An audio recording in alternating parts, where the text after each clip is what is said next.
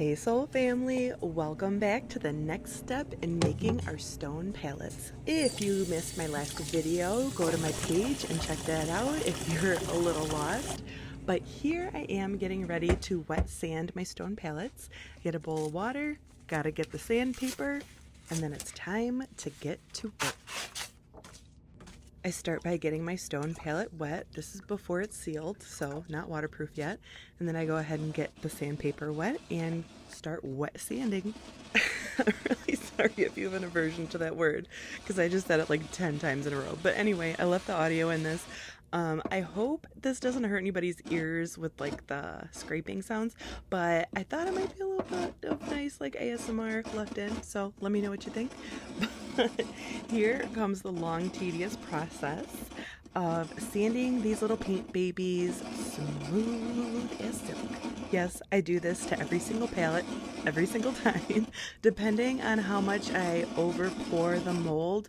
That depends on how much I'll have to sand it in the end. So if I'm really good and don't overfill it too much, then it saves my life a little bit in the end.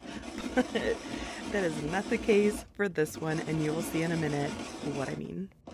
So here I spared you guys and I went ahead and sped it up a little bit, but I wanted to show an uncut view of what it's like creating these, because a lot of love goes into them and I feel like I don't show it enough.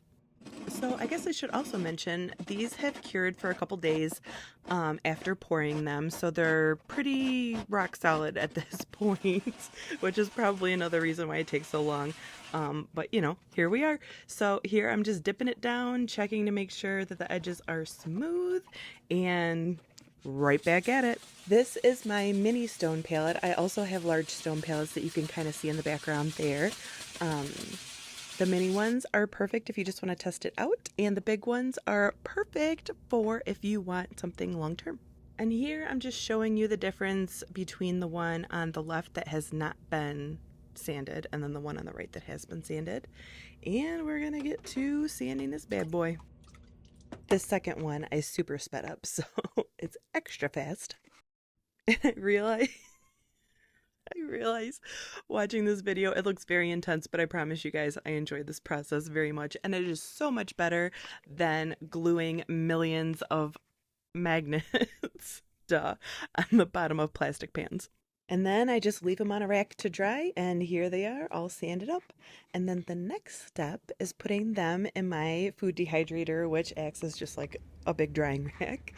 And the next step will be sealing them with wax. So stay tuned for that. Love you so much, guys. Bye!